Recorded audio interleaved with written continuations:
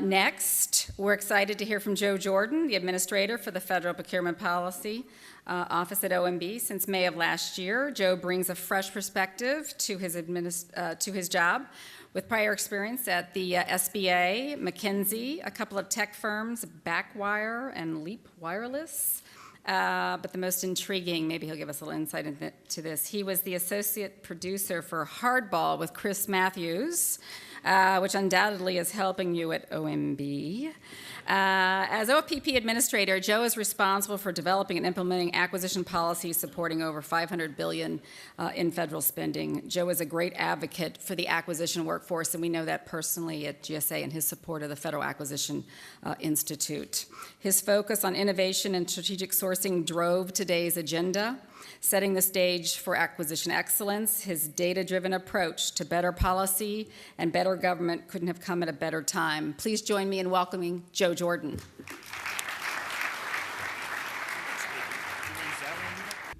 Thank you very much, Katie. It always makes me sad when I see that picture from when I first joined the government. I have a few more gray hairs, as those in the front of the room can see. This is a great event. Good morning. All right, I'm going to do that thing then. Good morning. Much better. All right, good. I'm glad Dan's call for coffee was heated. This is absolutely the type of event that we're trying to drive. The conversation between industry, the vendor community, and the government, the buying community, is critical to achieving the outcomes that Dan and I and our organizations and the president want to see. A quick show of hands so I understand how the breakdown in the room unfolds. How many of you work for a company that either has or has had a federal prime contract? Great. How many of you are newer to the game, maybe a subcontractor, are interested in having a federal government contract? All right, so not a lot of newbies. I'll scratch that section. And how many of you work for the federal government? Nice. See? Great. So we've got a good split between the government community and the vendor community. That's great. The things I wanted to focus on today are very similar to what Dan talked about. Who is going to win March Madness? So I think that we should spend the next 30 minutes debating the merit. I've got Michigan State as a 3 seed. My wife is a proud Spartan. What I want to talk about today is what Dan said, but innovation in our acquisition ecosystem and workforce transformation. These are perfect topics and the right dialogue to have with both industry and government in the same room. We really are challenging agencies at OMB to eliminate inefficiencies, buy smarter, and sometimes that means buying less. We're going to do this through a whole host of collaborations with our CIO community. Information technology is an $80 billion acquisition slice of the pie, so it's a big confluence of shared interest between the acquisition community and the IT community. Our CFO colleagues, the things Dan talked about, and I'll build upon in terms of strategic sourcing and some of those types of issues, are all the more important right now with the budgetary pressures. And CFOs, this message really resonates with the money keepers on, hey, if we can get the same product or service at a cheaper price through an innovative process, let's do that. And of course, we work every day with our acquisition workforce and all of you in the vendor community. One of my main objectives at OFPP is to turn the I think or I feel currency of DC that sometimes happens to data-driven analytics. I want our decision-making predicated on a solid foundation of facts that we then can draw conclusions and move forward, not, well, this person said, I heard from, and that's an important shift. That's a shift in some of the tenor of the conversation. It requires us to have systems and data to make the right decisions, and in many cases, our industry and vendor partners providing those things. Now, we're building on a foundation of success. Last year, from fiscal 2011 to fiscal 2012, we reduced contract spending by over $20 billion. That's the largest decrease in history, and the first time we saw a 3-year decrease, continued a pattern over the course of the last 3 years, where we've decreased contract spending by $35 billion. Now, this follows a 10-year period in which the unsustainable growth rate was 12%. I understand the incredible value that our industry partners bring to agencies as we try to fulfill our mission. But you can't have that sort of growth rate, especially in these types of times. So we stopped it, we've lowered it, and now we're thinking of, to some of the questions from earlier, how do we create the win-win? Lowering contract spending doesn't just mean buying less, it also means buying smarter. How can we improve our processes and our interactions with vendors to lower administrative costs and then share in those savings? So there are a number of things that I'll talk about in that arena. My 3 top priorities as I entered this job and continue to be my top 3 priorities are, first, buying smarter, and there are a couple subcomponents of this, and it ties well to a panel you'll have later on better outcomes at lower costs. Secondly, building the right supplier relationships, which has both a supply chain improvement component as well as eliminating fraud, waste, and abuse. I'll talk about that a little bit. And then third, developing our acquisition workforce. So really incentivizing or incenting the appropriate risk-taking. You know, I don't like when people always say, well, we need to reduce risk. No, you need to manage risk. If that means taking a course of action that has a slightly higher risk profile, but a much higher expected value net of that risk, we should be willing to do that. And I'll talk a little bit more of that as well as incenting innovation and entrepreneurial thinking. So buying smarter, what does that really mean? It means a few things. It means leveraging the government's buying power through strategic sourcing, which I'll touch on in more detail in just a moment.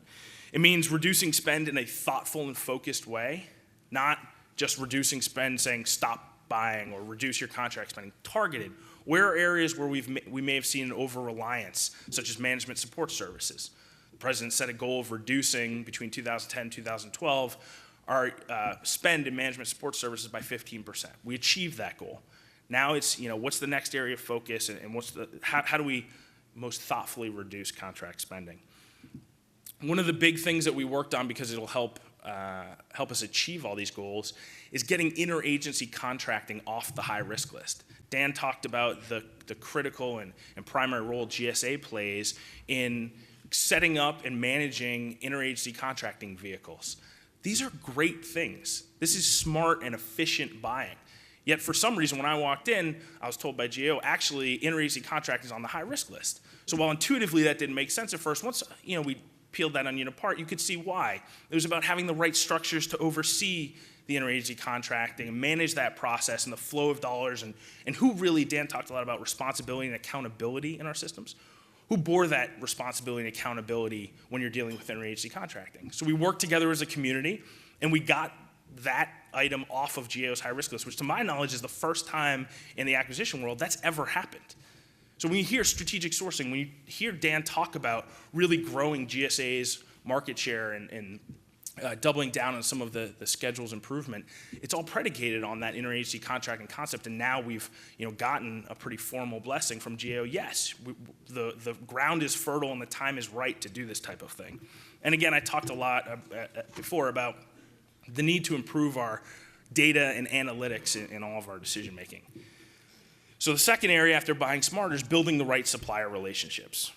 We should only do business with high-performing contractors that have good ethics. One of the actions that we recently took in this area was updating our guidance around past performance and agencies submitting their past performance reports with contractors. I was asked about that this morning. This was a very early morning for me, so I've already chugged plenty of coffee and had a very full day.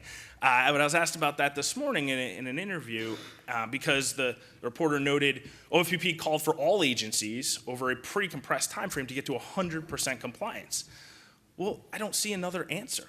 You have to get to 100% compliance. We need to get the quantity of these reports up and get those reports in the hands of contracting officers so that they can make the right decision pre-award. But here's the second component, and this is where we've got to engage and partner with industry to figure out right answer. How do we improve the quality of those reports? It really bothers me at a personal, visceral level that when I look for recently I looked for a bed and breakfast because my wife and I were going away for a weekend. I had vastly more descriptive information through TripAdvisor and various sites about the quality of bed and breakfast within a 3-hour drive from Washington, D.C. than many agencies have when they enter into a $20 million IT services contract. That's ridiculous. How do we improve the quality and the usability of past performance information at the same time we improve the quantity? And it's not just a systems issue. Like most of these things, it's a cultural mindset issue.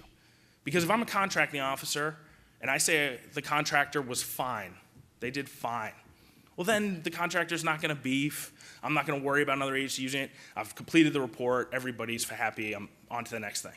If I say, I had some concerns, I didn't get exactly what I wanted, well then the contractor's gonna be mad at me, they're gonna protest, they're gonna say this, that's not right, here's why, the government changed the requirements, it's their fault. And you're gonna have this back and forth, geez, that sounds like a hassle, don't really wanna do that. If I say they were tremendous, man, that was fantastic service, or the good was top notch. Well, what happens if one of my sister agencies uses them, doesn't have the same wonderful outcome, and they come looking for me? That doesn't sound great. What do I care if they, find the best? I don't want to say that either. I'm just going to say they're fine. Unacceptable. We have to move past that so that we have the quantity of those reports up and the quality improved as well. Secondly, we need to really work on all of the various facets of our effort to eliminate fraud, waste, and abuse from our system. Now, my lawyers always get mad when I say we're going to eliminate fraud, waste, and abuse. They're like, Joe, there's 16 million contracting actions a year. Do you really think you're going to eliminate fraud, waste, and abuse? And I say, well, you go ahead and define for me an acceptable level of fraud, waste, and abuse, and then I'll use that number. But until you do, I'm going to say our goal is to eliminate fraud, waste, and abuse in our system, and we will declare victory, when we get there, but we'll also celebrate our successes on the path as we reduce it. We take a smart 3-pronged approach around certification, continuous surveillance and monitoring, and then enforcement, and we've got a number of actions in each of those buckets. But again, this is a real collaborative effort. And it's a place where in all my conversations with industry, many of you understand that this effort is not an adversarial thing. It's in your best interest to partner with us to do this. It really can be a one bad apple spoils the bunch sometimes, when these scandals surface, and maybe it's just one small contract in a big pool, but it taints the whole system, and we've got to work together to eliminate that. But there's also a real positive component to building the right supplier relationships, and that's increasing our utilization of small businesses. We've done a host of things. Obviously, this is a personal passion of mine coming from SBA to this job, but we need to hit the small business goals. I know this is a challenging time where agency budgets are declining, but that's not an excuse. We've got to hit the goals. What are we doing to do that? One, we've implemented the Small Business Jobs Act provision that allows set-asides on multiple award contract set-asides at the task order level for small businesses. This is great for using small businesses on things like the GSA schedules, the strategic sourcing solutions, and other GWACs and large multi-agency vehicles that we're now using in greater frequency. We're redoubling our efforts on making sure small businesses get contracts below the simplified acquisition threshold, so those smaller dollar contracts that are really ripe for small business participation as well. All of our strategic sourcing solutions have an explicit, not just implicit, an explicit mandate to baseline small business performance and set goals to at minimum meet or hopefully exceed that performance, and so far all of them have done that. And then lastly, we need some real innovation, both in our processes and in attracting more entrepreneurial innovative companies. So one example there is we partnered with the CIO's office and the Office of Science and Technology Policy and got some presidential innovation fellows to work with SBA and OMB on setting, and GSA, on setting up RFP-EZ, which is a way for initially web development and those sorts of innovative areas to be put out for bid through a simplified procedure for small businesses to better access. Folks who aren't used to dealing with the 2,700 pages and 53 parts of the FAR, but understand that the government can buy better. I can't tell you how many of the Silicon Valley or even my hometown of Boston types come up to me and say, Joe, I saw in the news that fill in the blank system that you did the typical, we have a need, we paid a large integrator X tens of millions of dollars, it didn't get what we want, and now we're fighting about it. I could have built that thing for 250 grand, 500 grand, 750 grand. Here's what we're doing at the MIT labs. Here's what we're doing here. How do we access them, though? How do we build that awareness? And this is one of the big steps in that direction. Third priority, strengthening our acquisition workforce. And I know that there'll be a lot of talk about this on panels later, and Donna's here. we've got a real challenge here. I'm a data nerd. When you look at the numbers, there's some staggering takeaways. So take the 1102 workforce. We have about 36,000 contracting officers. It's in job series 1102. Almost 40% of them are eligible to retire in the next 5 years. Okay, that's a challenge, but I'm sure we've got 60% of them spread evenly among the remaining 20 years of experience. No. You look at the chart, it's just a giant bathtub. So you've got almost 40%, 20 plus years, almost another third, 4 or fewer years experience. That means only a third of our contracting officers have between 5 and 20 years experience. Now, if I go to any of you who raised your hand saying you work for the government, if you run a contracting shop and I say, hey, you've got an opening, I want to help you, what do you want? You're going to say, I want a contracting officer with 10 or 15 years experience who's really seen everything, is ready to sit down, plug in on the front lines, and hammer out all of our really complex problems. I'm going to say that's fantastic, there aren't any. So what do we do to build and maintain a robust workforce? It's really a paradigm shift. This is not a business as usual slight tweaking problem. It's a full rethink of how we recruit, retain, and develop a high quality acquisition workforce. We've got to widen the aperture of who we recruit. I don't just need people who are coming out of contracting programs and want to get into this. I want anyone who's smart and has an attitude to get stuff done and wants to serve. This is the show. We spend $500 billion every year through prime contracts. I think we can sell that to people who want to serve as being a noble place to do so. Then we need to think about how are we training them. Dan and I just signed today a service level agreement, a partnership between GSA and OFPP to collaborate on the Federal Acquisition Institute and really further strengthen a great partnership that we already have there. So, how are we delivering that training? Both content and delivery mechanism is a big area of focus. And then lastly, how are we appropriately retaining these people? It's tough times. I woke up this morning, I read, hey, good news on the CR front, these bills look good. Of course, the Senate continues the pay freeze. I understand, all the public perception issues, but if you're an 1102 who's been working your butt off in these, tough times, that doesn't make you feel very valued. So what are we doing to, retain these high quality folks? It's a real challenge, and I think that it's going to be one of the most important things we deal with over the next few years. There's also one other big issue for me with strengthening our acquisition workforce. And this, again, is in the cultural change bucket. In Part 1 of the Federal Acquisition Regulation, it says, Part 1, I'm not asking you to read all 53, Part 1.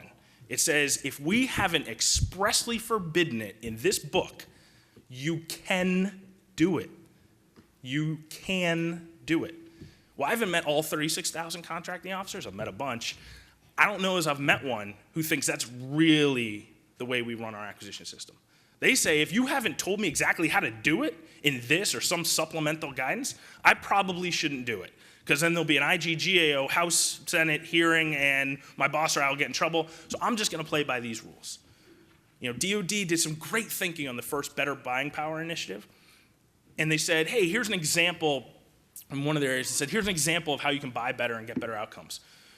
Did they see all sorts of permutations and innovative different ways of thinking around it? No, they saw 10,000 replications of that exact example, which was not the spirit. This was supposed to be illustrative, not the only way to do it.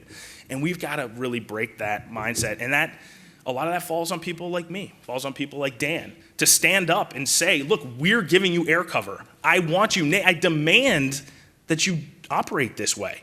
And it's okay if you've done some solid analytics, you've got a path that's unique and innovative, it doesn't work out, that's okay. We can't just, blame and castigate failure at every turn. I will stand there and say, no, this was, with all the knowledge and data that we had at the time, the right call. It didn't work out. You know what happens. That's okay. What are we going to learn from that? And how are we going to, repeat the good process that led to that decision and avoid the outcome that happened? That's fine. I'll have that hearing whenever. The issue is when we just, either cut a corner or aren't thinking everything through and things blow up that we don't look so good. And that's a big difference. Now, I want to take a few minutes to talk about strategic sourcing. When I came in, there were already some good efforts underway. the office supply category, for example, or domestic delivery, some things around print management and a few other areas. But in large part, I would refer to these more as boutique efforts, not transformational change across the board, and that's what we need to move to. We gotta stop buying like we're 300 disparate mid-sized businesses. No, the federal government is the largest procurer of goods and services in the world. We gotta leverage that power. We gotta take that scale for a ride and see what sort of terms and conditions and pricing and cost we get. And we've also gotta move away from, if you build it, they will come, GWACs and all of these duplicative contracts that gets up. No, we've gotta put everybody in a room.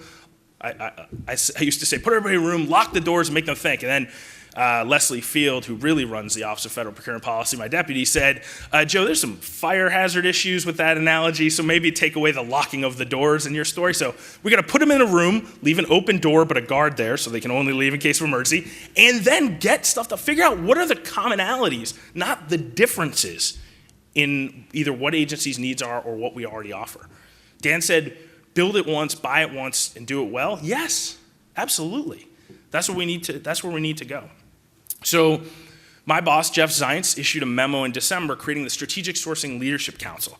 Dan and I partner on this group, and we've been meeting with the 7 largest agencies, this is the big 7 that comprise about 92% of federal spending, as well as SBA, so small businesses always have a formal seat at this table.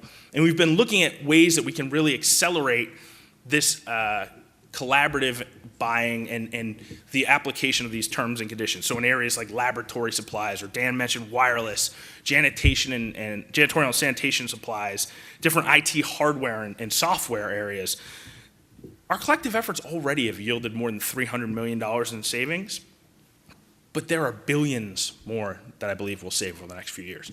And by the way, again, small business participation in these categories that we've strategically sourced has gone up. You know, strategic sourcing is not bundling. It is not bundling. I'm not just saying that.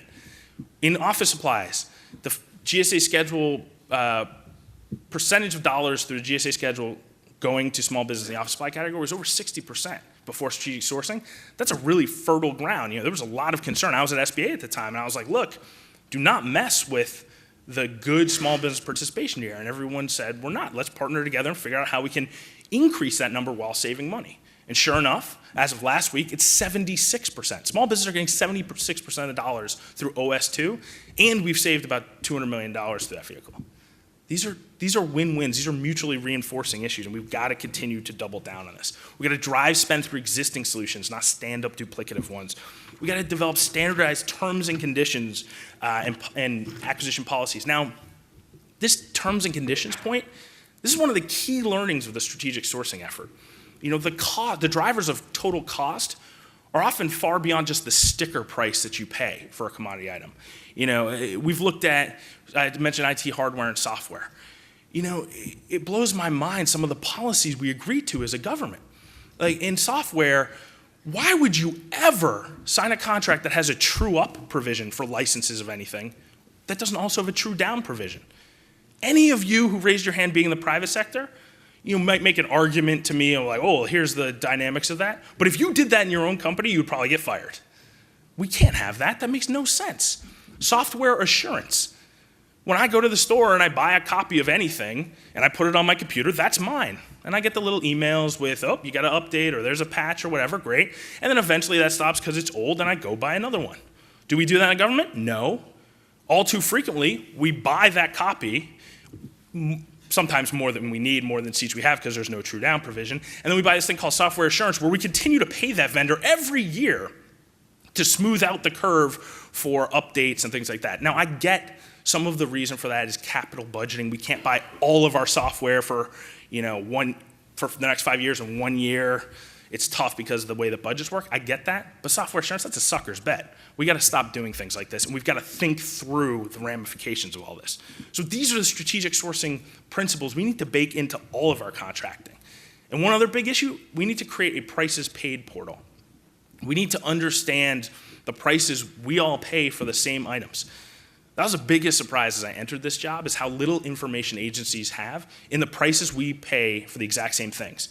Frequently, they're entering negotiations with vendors not knowing what other agencies have paid for the same chairs and tables and podiums and pens and pencils that they're about to buy, that those other agencies have just bought. Sometimes they don't even know what different parts of their own agency have paid. Because you can go to the federal procurement data system and see we paid vendor X this many, we paid them $200,000 for, furniture, for office supplies. But that level 3 data, that what do we pay per item, there's nowhere that, that easily and readily is available to different agencies. So we've partnered with GSA, we've partnered with DoD and others, and some of the industry partners here to look everywhere we can for this data, roll up our sleeves, and start to bootstrap an initial solution. So we're gonna start in IT, and look at some of in commodity IT and look at some of this price paid information, and then if the concept proves out, which I'm sure it will, we'll think about how to scale this up. What we're not gonna do is pay $40 million for a brand new big system that we hope will give us what we want and line of sight in this. No, we're gonna start with an access database that any of us could do from our laptop, and we're gonna move up from there in a smart, iterative, modular way. But Dan mentioned this, and it's worth repeating the example around wireless. Not only are there wildly different prices on devices for the exact same plan, we found one agency, 13 different prices for the exact same plan. That's not across the government, that's at an agency. And there are win-wins to be achieved here. This isn't just about driving down vendor margin or putting all the burden on our industry partners. No, we can create win-wins. If you don't need to do 26 different bid and proposal structures when you're selling to different agencies, you can do one. That's significant administrative savings. Some of those you can keep, and some of those you will pass on to us in lower pricing and lower cost. That's a win-win. And most importantly, it's a win for the taxpayer. So I want to wrap up because I'll take a few questions, and you've got a tremendous panel coming up with Tom and Nancy and Jim and Glenn, really illustrating cross-council collaboration. And I ask that you save all of your tough questions for my deputy, Leslie, who's awesome and will be on the next panel. But I do want to emphasize we need to continue this dialogue. We need to constantly be breaking down the misperceptions between industry and government. The Mythbusters campaign was fantastic, and we hope to continue that. I'm thinking about what does Mythbusters 3 look like, because I want to improve that relationship. This needs to be collaborative, not adversarial. We need to sit down at events like this. I know budgets are tight and travel budgets are extra tight and all those types of things, but it does help to get in a room together, and we need to think about how to do this. And we need to think about new ways to communicate. OFPP actually has a Twitter account now. I'm at OFPP Joe. So, the little bird and the 100 and whatever characters, yeah, I'm there. So we can do these types of things to continue the dialogue, and I really hope that we do. And with that, I want to open up to any questions. Like here in the middle. I saw a couple hands. He's already had one. Hi, good morning. I'm Diane Ashley with Lockheed Martin. First, I want to address March Madness. I was with friends of mine last night for dinner, and their 3-year-old did the pick, and she picked Commonwealth, Virginia Commonwealth. Yeah. And I think she did it because it sounded like, I don't know, something else, Virginia Kamahama, something like that. But my question is around, I just heard recently about Representative Izza's addition to the reform bill, the bid to price, where the award fee is already set, and the decision is made on other factors like past performance, technical details, those kinds of things. Just want to get your take on that. To me, it sounded like a good idea, something interesting. Sure. So leaving aside the second part of your question, let's just talk about the Rams. And, Shaka Smart is an excellent coach. I'm very excited about that. I think they're a 5 seed, and they have a great path forward. I still did have them losing in the Sweet 16. Of course, I don't do this for any money. This is all in compliance with state, local, federal laws. So, yes, I have read for my friend here, Eric Cho, will be more than happy to explain to you all of the nuances. As I can't really comment on a piece of legislation at this stage of the process. But look, I am incredibly open to innovation in the way that we procure IT. As I said, there's about $80 billion up for grabs. I bifurcate the IT purchasing into 2 big buckets. One, the really specialized systems development, one of a kind, first of a kind, or intricate IT purchase, in which I think the big push is modular development. So Steve Van Roken put out guidance saying, let's not sign for the whole thing at once. You got a clear milepost, measurable, something concrete at the end, make decisions. And then commodity IT, where strategic sourcing, commodity management, these terms and conditions standardization, centralized buying, centralized needs analysis, all those types of things are so important. And so I think a number of those things are reflected in Congress's thinking right now, and I'm really excited to partner together as an overall community to figure out what right answer is there. Yes, sir. Good morning, Joe. Ken Beecher with IBM. What I'm finding is and cost savings is obviously a very hot and popular topic these days. And what I'm finding is to save money, you need to spend some money too. And many of the agencies that I'm talking with don't have a dollar to save $10. So I was just kind of curious what the administration's view and what your view is on a share and savings type contract value or contract vehicle where industry can save $10 million for a particular agency and they take 10% or 15% of that. Thanks. So great question. Love the concept, really difficult to apply in reality. Very open to taking another run at the thinking in this area.